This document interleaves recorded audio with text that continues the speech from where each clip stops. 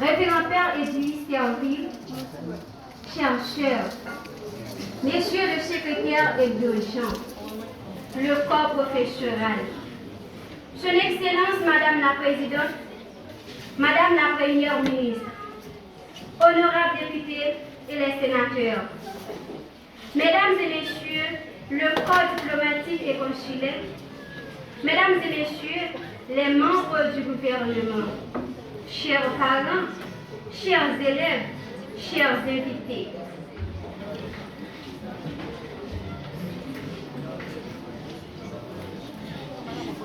Nous ne pouvons rien faire sans l'éducation.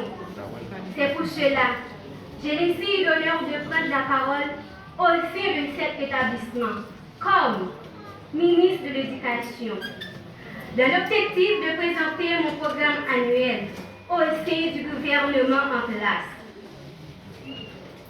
L'éducation est là de former une personne, spécialement un enfant, en développant ses qualités intellectuelles de façon à lui permettre d'affronter sa vie personnelle et sociale avec une personnalité suffisamment épanouie. C'est pourquoi on demande d'assurer sa pleine garantie. Il est aussi l'une des conditions essentielles du développement de la société, d'où la raison de la fameuse phrase Alexandre Pétion. L'éducation élève l'homme à la dignité de son être.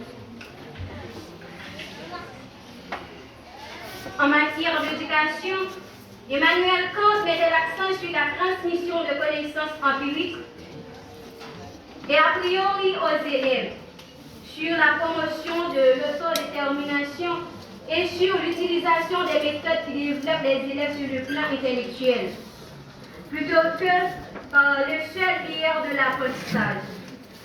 Il considérait que l'objectif de l'éducation était de former des individus disciplinés et autonomes. Voulant matérialiser ces idées, Kant a déclaré « L'éducation visait à sortir de l'animalité pour les destiner à l'humanité ». Autrement dit, l'éducation fait passer l'homme de l'état bestial à celui de la raison. Il est généralement accepté qu'il existe trois types d'éducation qui contribuent au développement global des jeunes. Éducation familiale, éducation scolaire, éducation sociale. Pour mieux faciliter ce fameux passage exprimé par Kant dans les citations précitées, il vous faut de la maîtrise de soi, une attitude exemplaire et rationnelle, un lien relationnel, très socialisé. Pour y parvenir dorénavant, je sollicite entraide du staff administratif, y compris ceux du staff professoral, pour qu'ensemble nous créions un climat humanisé et social à l'intérieur comme à l'extérieur du collège.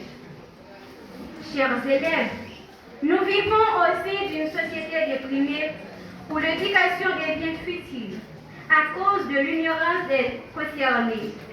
Cela occasionnait des situations chaotiques qui nous plongent dans des problèmes qui méritent d'être résolus.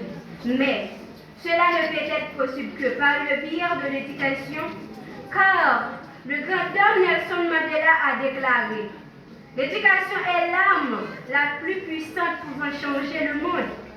Changeons notre collège sur l'aspect éducatif et social afin d'être les pionniers d'un changement radical de la société haïtienne.